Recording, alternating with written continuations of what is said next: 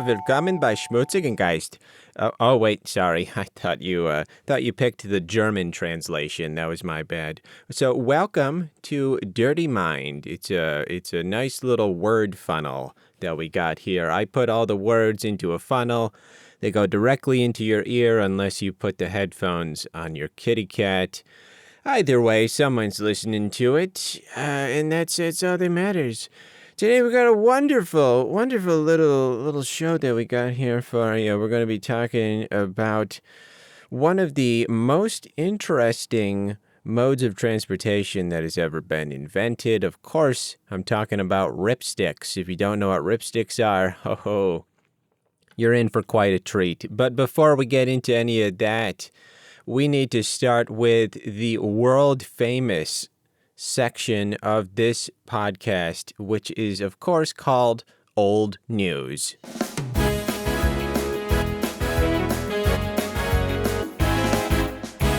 I got nothing new for you. Today's wonderfully dusty pair of news is Republic Commando. It's a Star Wars game. It's coming out real soon in 2005. But you got to be on the lookout for it. It's a game that is going to have innovative squad control systems.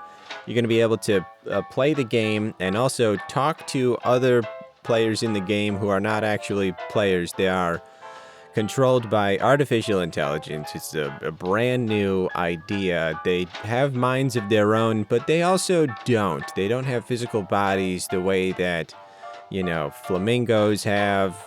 And mosquitoes. Let's see, what else has a physical body?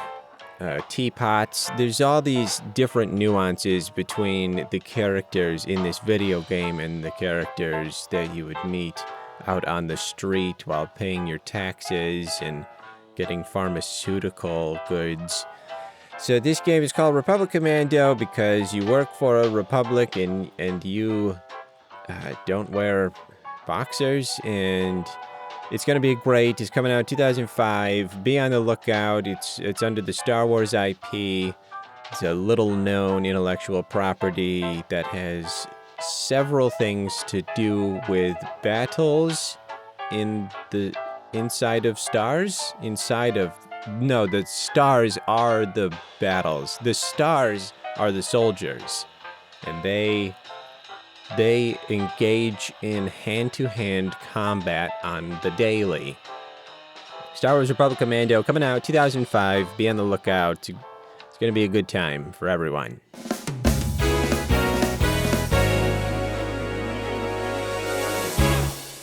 Welcome back to the show, and it's time to get into the nitty-gritty of today's topic, which is Ripstiks. How do they work? What are they? Why do they exist? What is the concept? What is the reasoning for it?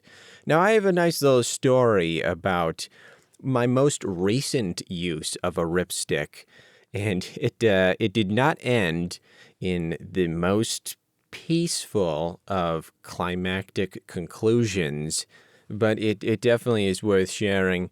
But before I touch on that, I definitely want to get into how do they even function? So Ripstiks, for those who don't know, also considered caster boards, is another way to describe them.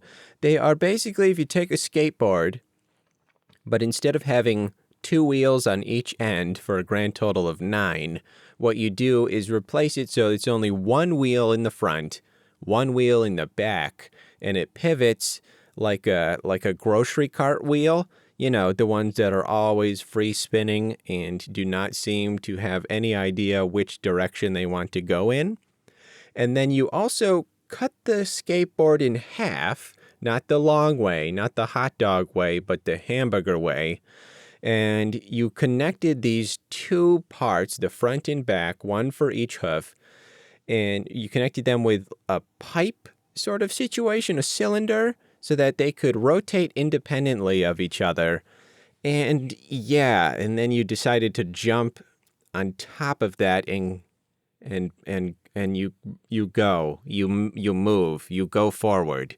It's an unusual idea. I don't know who invented it. I have no interest in any of that nonsense because I like to stay away from crazy people every chance I get, though they are entertaining to watch on TV.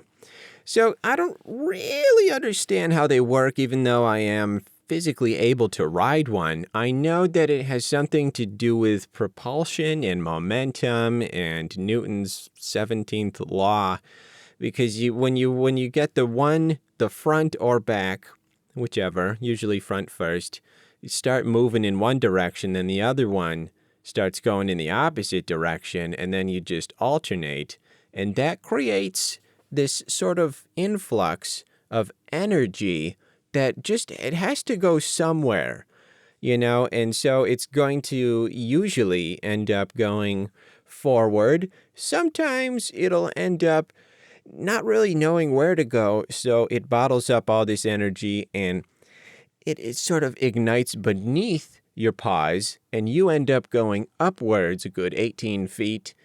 As long as you got someone on standby with either a trampoline or a very light couch to push underneath you, you'll be all right. It might take a couple of tries to go forward, but you'll get there eventually unless you stop trying, which is a very valid way to go about it.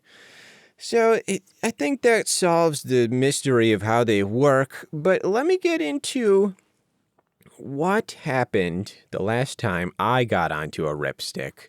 So I was in sort of a new neighborhood, the type of area where I didn't know exactly which direction everything was. I didn't know where north was. I didn't know where the nearest source of water or sparkling grape juice could be found, but I did know that there was a road that went towards a little hill. I had heard many things about this hill. My beloved Flower told me that she walked down this hill, and then she walked back up the hill and said it was torture, and I thought that would be a perfect place for me to ride my Ripstik. So I grabbed ye old Ripstik, and I said my goodbyes to Flower, and she said, of course, be careful. And I said, always. And then I left, and my life was never the same. I got on the Ripstik and went down the sidewalk. It's not really a sidewalk. It's sort of just an extension of the road. And I always get the feeling that cars don't really know that. And they're probably, when they're driving, they're thinking, what is this pig doing on the side of my road? I would just like to swerve over to the right just a little bit and, reorganize some anatomy there. But I haven't as of yet been hit by an ice cream truck, so that's one positive. And I was going down the sidewalk on the Ripstik, and it's all going well because it's more or less parallel to the gravitational pull of the planet, which is nice. But I wanted to go down a hill, and I saw this little hill off in the distance. And when I was looking at it, all right, it didn't seem like that steep of a hill, just like a real gentle decline where I could sort of turn my brain off and just let gravity do what gravity do. And so that was reassuring. And I started going down this little hill. There was a nice little couple passing me, and I knew in the front and back of my brain, they thought I was the coolest looking pig they'd ever seen. Because here comes this little pig on a Ripstik. It's a golden black Ripstik, by the way, I think. I mean, it doesn't get a whole lot cooler than that. I go soaring down. Their eyes are burning from the glimmering shine that is emerging from my stardom on this Ripstik legendary status. So they're squinting. I go down this little hill, and as I round a corner, I start to notice that the hill is getting a little more steep than I originally anticipated, which is fine. But then I see it's gonna turn again. So I'm like, all right, there aren't any cars that I can hear, at least. So I'll round the corner. And as soon as I rounded that corner, it was sort of blocked by trees and mud, my best friend. And when I get around there, I see an interesting sight, and that is the road taking an additional 15-degree or so decline. And my speed rapidly increases. Now, I'm not the type of pig who goes very fast in any setting. If I'm in a car and I'm on the highway or expressway, ideally expressway, because I don't want to be paying monies to drive on pavement. You should pay me for that experience. You should want me and my rubber tires of my super affordable vehicular transportation. You should want that. You should pay me. That would be the best. And also, if you don't have money, that's fine. I accept kisses. Hershey kisses, and otherwise. But if I'm on the expressway and I'm driving and the speed limit is 55, it's very rare that you'll see me going above 82. You know what I'm saying? Like, I don't really push the boundaries too much. But anywho, in this particular incident, I was going much faster than I usually would go, especially without a motor attached to myself.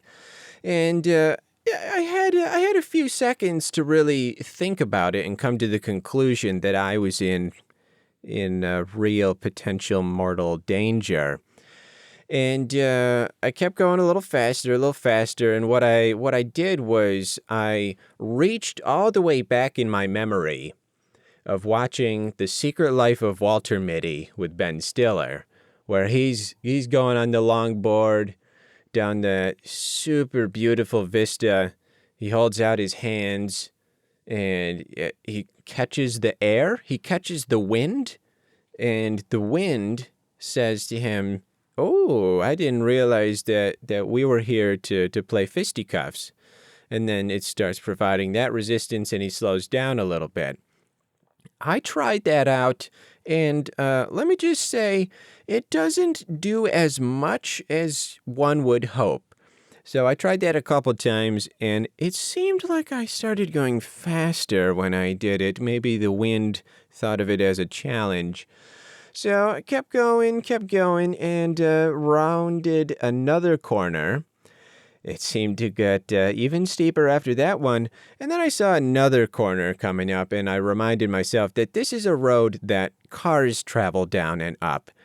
And at my speed, I was starting to round the corners very wide. I could not get a very sharp turn in this incident, in this situation, so I assumed that I was probably going to make real good friends with a Ford F-150 at some point in the near future if I didn't do something about it. Now, looking back, there are probably a number of ways that I could have slowed myself down without actually jumping off of the Ripstick. Like maybe I could have squatted down, grabbed the center of the Ripstick, and then draped my other back hoof off and just used the rubber sole of my shoe to provide a little resistance and slow myself down. Or maybe I could have taken my hat off because I was wearing a nice cowboy hat. Take that off and then put that on my paw and then drag again on the back of the ground and provide some resistance. Maybe I could have grabbed a little Mrs. Puff, one of those little puffer fish, and connected that to the front of the Ripstick, and then I could have started floating, and then speed was no longer an object. I didn't think of any of those things. So what I did instead was I saw a real nice patch of mud off to the side of the road and thought, oh, that's a good spot. It doesn't look like there's a lot of sticks. Doesn't look like there's a lot of leaves, because I do not want to crash into leaves. That's one thing I will not do, because they do not deserve to have my flailing ragdoll of a body smack into them. No thanks. So I figured this is the spot. Veered off the side of the road, jumped off, and kicked my little feet as fast as they would go. I made it about one step before I crumbled to the earth. Turned my body a little bit, so it was my left side that took the brunt of it, and did a few rotations there. Now, I have no clue and have no way to verify how quick I was traveling, but it absolutely was above 20 miles per hour. Who knows the exact number? Probably Usain Bolt type speed. Now, I did a couple of tumbles there and eventually reached a resting point where I could evaluate and figure out where we were at. Get a little check-in with the body there. And I looked over, the Ripstik looked like it was fine. And I was like, oh, that's great. That's the most important part. My hat was barely dirty. It was nice. And other than that, I was like, hey, I'm doing all right. I see one little cut on the leg, and that's about it. So I stood up and felt a little something on the left ankle there, and thought, oh, that's to be expected from such a tumble. Grabbed the Ripstik, which I eventually would start using as a cane, and remembered that I didn't have my phone with me, and I also was not equipped with my classic flint and steel, so it was going to be really hard to send up smoke signals. So I just started walking up the hill, which I was able to get a little glimpse into Flower's experience walking up that hill. And yeah, it's pretty steep when you're walking. It seemed much nicer going down than it was going up. But either way, started going and realized that, yeah, my left ankle situation, that whole area definitely felt a little below average. I've definitely felt better walking on that. And then, as I got closer to the top of the hill, I started to feel something real cold. And I was like, what's up with that? It's like 72 degrees out or something. Who knows? Maybe it was 58. I don't know. And looked down, and there was a good amount of red stuff. And I didn't remember landing in any raspberries. And then I saw the origin, and on my left elbow area, there was a nice, sizable slice. And it was covered in blood, and it was going all down my paw and pooling up in my hoof. So, yeah, I had never experienced that amount of red stuff coming out of myself in my life. So that was interesting. It wasn't exactly scary. I wouldn't say scary. It was just like, you don't belong there. You don't belong on the outside. It was like, why you gotta be such a rabble-rouser disobeying the rules like that? Eventually got to home base, which was nice. And when I first walked in the door, I told Flower, I did not take your advice. Anyway, I'll continue with the rest of the story. It's pretty short, but then we'll get back to the topic at hand, which I think was chinchillas. Is that what the topic was? Either way, let's have a word from our sponsor. We all know food and also liquid refreshments, but haven't you ever wondered, why don't we have both at once? Well, we do, you dumb. We got both of them. We have the food and the drinks all together in one. It's called Applesauce. It's the only kind that exists. It's the only type of this food drink. Druid. It's a druid. Basically, what they do is we take the apples and we squish them up. We get rid of the core, I think. Maybe there's a lot of protein in the core. We'll keep the core. We'll keep the core around for now. We'll get rid of the skin. I don't don't know, maybe we should keep the skin. It's got to be where a lot of the nutrients are. We're going to keep the entire apple. We squish it all down. We get a bunch of apples, like 40 of these apples all together, squish them down until it's a nice little paste. And then that's it. That's the end. You get to consume that. It's perfect for anyone who doesn't know whether they're hungry or thirsty. It's great for anybody who just had oral surgery. It's great for babies who cannot yet consume a T-bone steak. There's so many use cases. You can also probably use it to put in vents if you want to figure out why there's applesauce in the vents. You can put it in your gutters to test out how well the gutters do at moving applesauce down the gutters. My mind is swimming with all the use cases of the applesauce. So try applesauce today. You will not regret it. It's going to be the best decision you ever made, especially if you're someone who wakes up thinking, my stomach is hurting from both the fact that I don't have any food and I haven't had food for 2 days because I've been on this fast, because I saw some celebrity doesn't eat food for like 6 days straight, and then they eat all of the KFC that they want. And then also your stomach at the same time is hurting because, well, every time you wake up, you've got this nice little wave of existential dread that washes over you because you think about the fact that you had a very different dream and vision for your life when you were 11 years old, and now time is just slipping by, and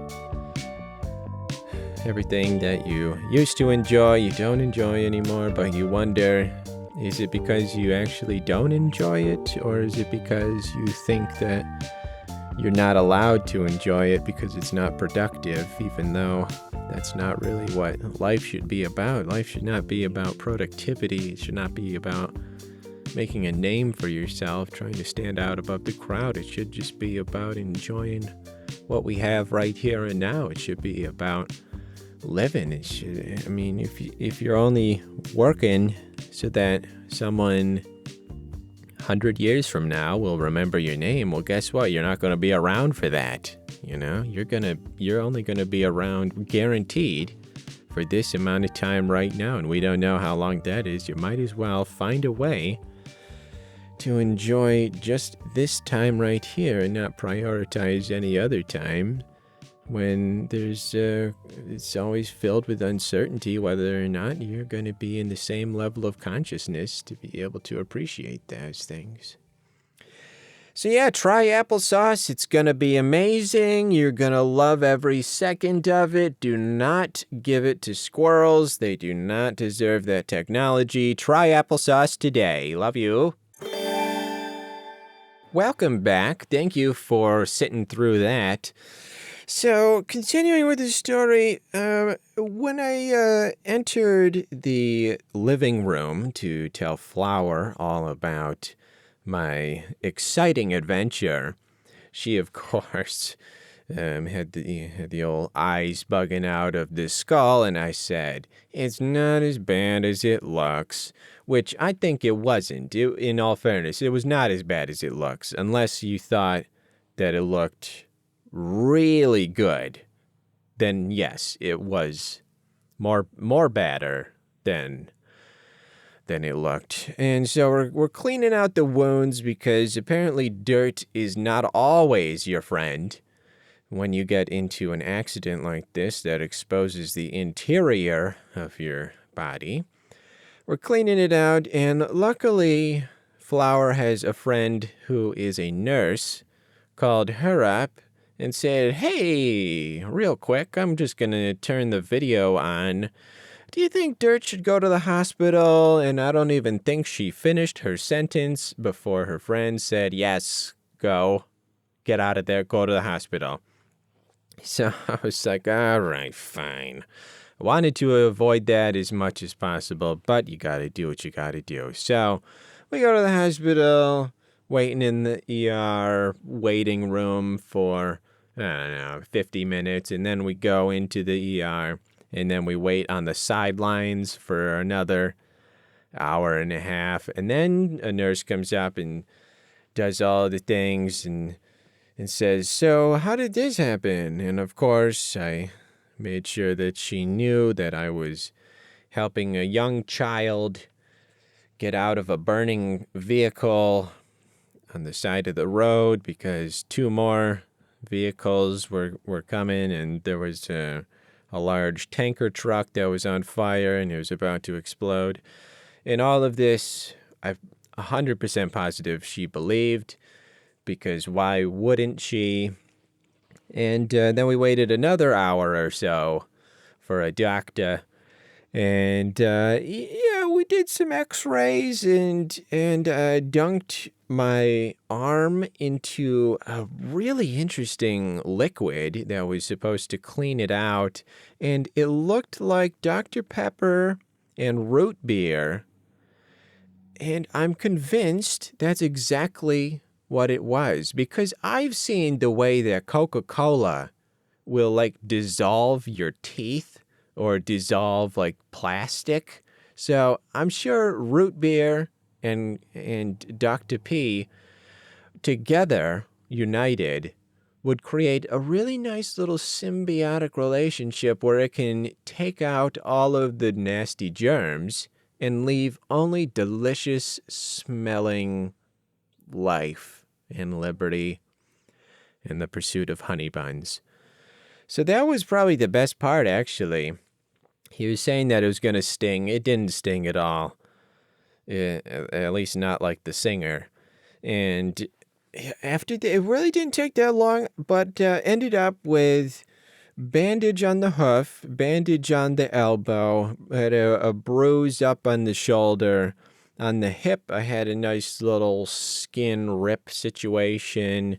And then left leg, another bandage wrap situation. And then left hoof on the leg hoof, another bandage, because that ankle, you needed to stay off of that for a while. So, all in all, basically my whole left side was affected and rendered useless for a day and a half. But I did a lot of good sleeping. I'll tell you what, I did a lot of good sleeping. And I became much more acquainted with my cold rice packs, which are phenomenal for feeling cold for 8 minutes. Oh, that's the way to go. So all in all, I didn't really learn a whole heck of a lot about the Ripstik, but what I did learn is that the faster you're going, the more likely it is that you're not going to be able to stop. Because the thing about the Ripstik is, you take one of your hooves off, you got no control. You got no control. I don't care who you are. Unless you're Brad Pitt, you'll probably be able to control it. Don't worry, Brad. Oh, Bradley. And I actually surprised myself. I wanted to get on the Ripstik again almost immediately, because I wanted to figure out, how can you slow down? What are some good ways to slow down? And I didn't want to research it. I didn't want to use books or the internet and find what are some ways to slow down on the Ripstik if I'm going really fast. Although I had plenty of time when I was going down that hill. I probably could have just searched that right in the moment and been able to find a nice little answer, because the internet's pretty fast. I'll tell you what, internet, it's impressive. It's only in the times when things are not going normal that you realize that the internet can sometimes be close to flawed, but more often than not, it's a very impressive piece of machinery, the way that it just keeps doing the things that it promises that it's going to do. Like I had this one situation where I was downloading something on one computer, and then I was downloading something on the PS4, and then I was downloading something on the Switch, and Flower's using her phone, and she can't even tell the difference. She doesn't even know. She doesn't even know that I'm downloading Dirt 5.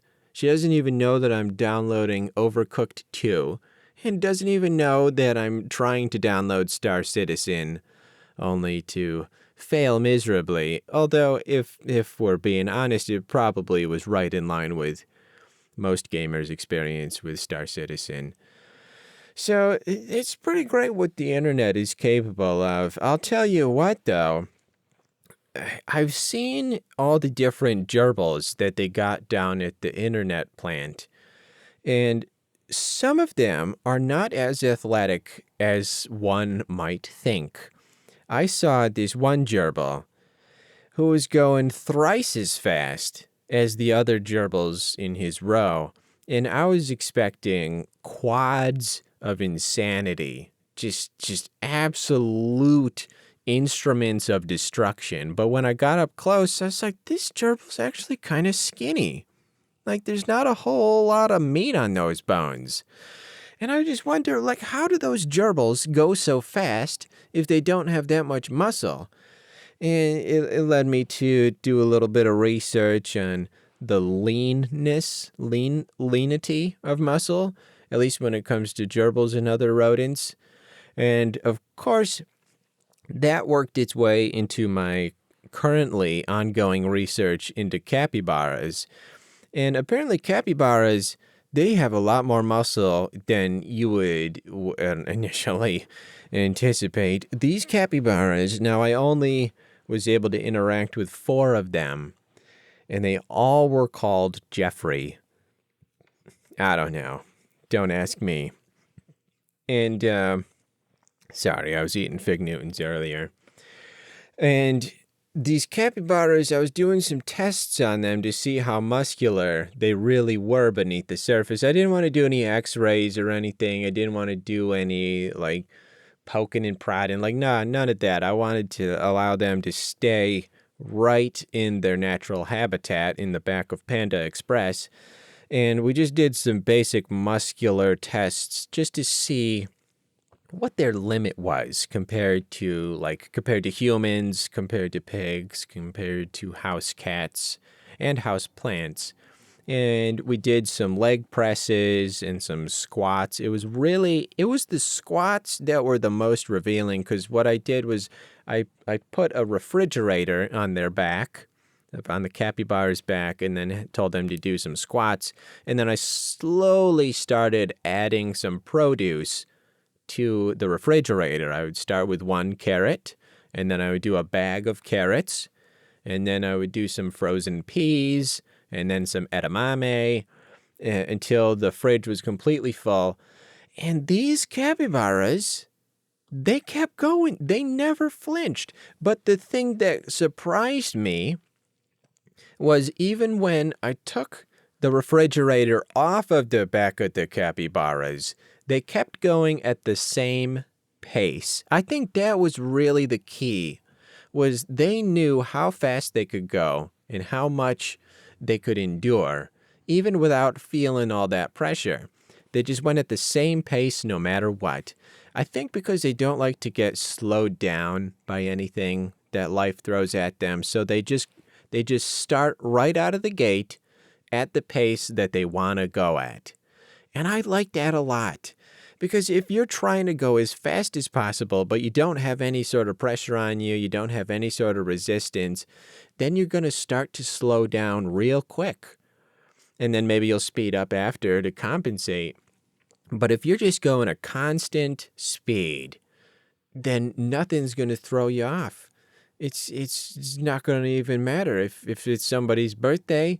Hey, you're gonna keep on going at the same pace that you wanted to go at, and you're gonna say, "Happy birthday, Charlie," and Charlie will say, "Who's you?"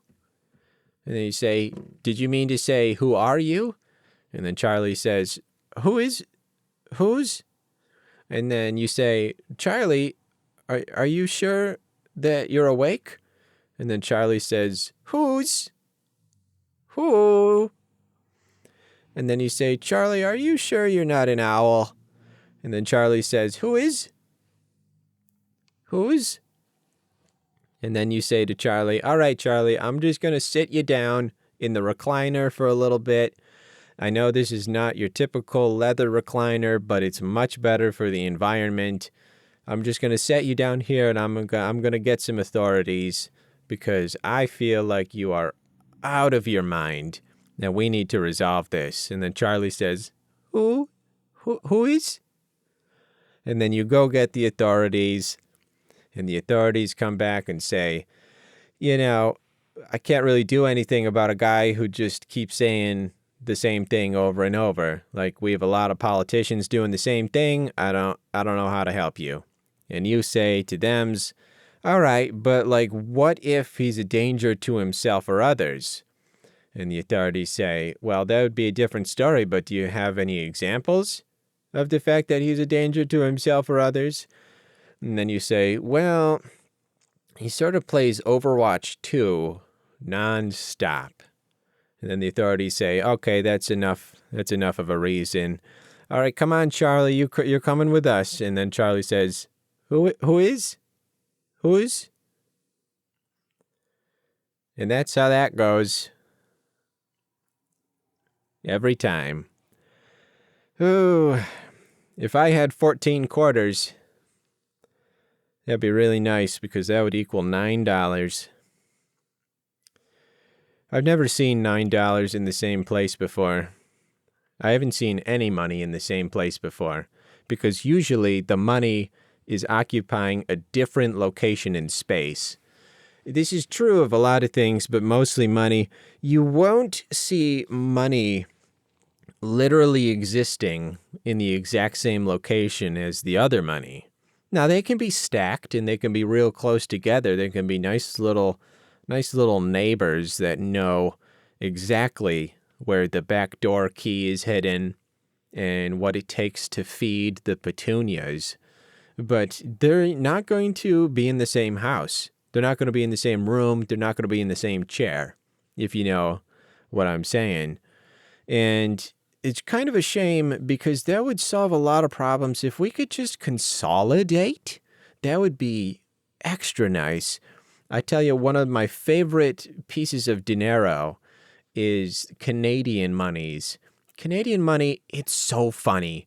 They have this interesting system going on with their money. It looks all plastic and it's got little windows in it. It's so crazy. Like you can hold it up and I always expect to see something in it, like one of those old toys where it looks like binoculars and it has this little reel in the back, like a film reel, and you spin it and then it's like, oh, I'm in New York City. Oh, I'm in the Grand Canyon. Oh, I'm in Area 51. And then the door gets knocked in and you go to a special place for a few years and you're not allowed to tell anyone about it. A lot of different things can happen when you're out in the wild, when you should have just been at home playing video games. That's the way to go. That's probably the lesson in all of this. If I had just been playing Dirt Rally 2.0, then I wouldn't have gotten into that accident. But also, things happen. Things happen, and it's okay. It's okay that I got a little hurt because I'm okay now. And even if I didn't get okay from the afters, I wouldn't want to live my life in a way where I was always scared that something bad was going to happen, even though something bad could or could not happen. Like I climb trees now and then. I climbed a tree a couple days ago. And could I have fallen out of said tree? Sure. Did I fall out of said tree? Kind of, depending on how you would rate my dismount afterward. And did I scratch my tum-tum up a little bit? Of course I did. It was one of those trees with the really rough bark. Did I think about it before going up? No. Did I think about it when I was going down? Oh, yeah. I figured that roughness out real good. Yep. Let me see if I can... Oh, yeah, I can still see it a little bit on my tum. But it's not that bad. You just got to experience life sometimes, and life throws some things at you that is not ideal, and it's not going to be your favorite. But you got to take the good with the bad, because if you don't accept the bad, then there can be no good. Don't quote me on that. So, if I would have one recommendation for a card game, it would definitely be Dutch Blitz. Dutch Blitz is one of the most enjoyable games I've ever played that involved little tiny pieces of plastic. It's got different cards than the normal cards, so you have to get a special card deck just for that. It's called Dutch Blitz. It says it right on it. Of course, it's made in Pennsylvania. And what is unique about it is its simplicity, where it's just, here's the colors, you got a green, put the numbers in order sequentially, so 1 5 2 8 2 4 5 F L 5 5, and until you're done, and then flip it over, and then you're good, and then everybody's got their own color underneath on the white, and then you collect at the end and count, and the colors go in the piles. And now you know how to play Dutch Blitz. Be warned, though, the first time I played Dutch Blitz, I was not a fan. I played it when I was youngish, young enough to know how card games worked, and also young enough to hate losing. Now, I'm not like that now. Now I love losing. It's my favorite. But, it took a minute for me to warm up to it, but as they say, the teapot will always get warmer, so you just gotta wait for that. Well, that's just about it for us today on this beautiful day of the week. But before we go, we gotta get you up to speed on today's lucky color. Today's lucky color is burnt umber. Now, this is not just normal umber. This is burnt umber. And when I was looking up burnt umber, I was thinking, now what makes it different from the normal umber? Well, it's got the nice natural earth pigment, consisting of iron oxide and manganese oxide. It's got a brownish color that can vary between shades of yellow, red, and green. Umber is considered one of the oldest pigments known to humans, first seen in Ahanta caves in 2000 BC to 600 AD. And of course, I just know that because I'm an expert on colors.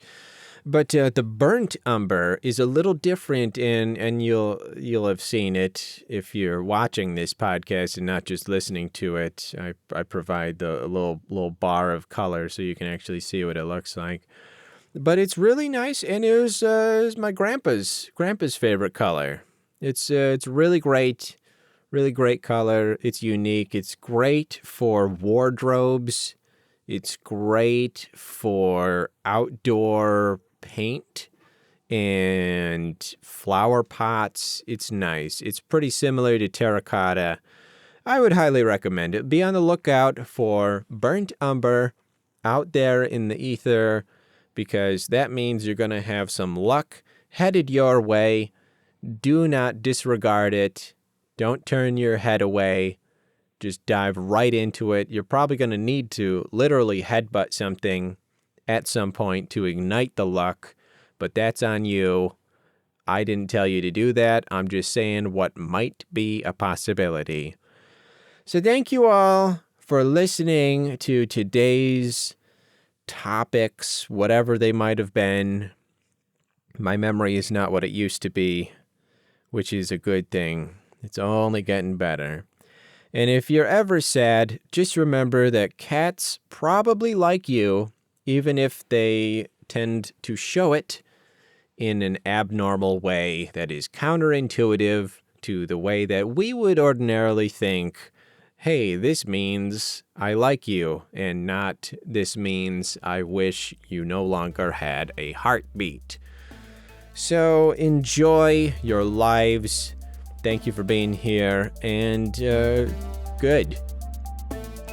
You done good.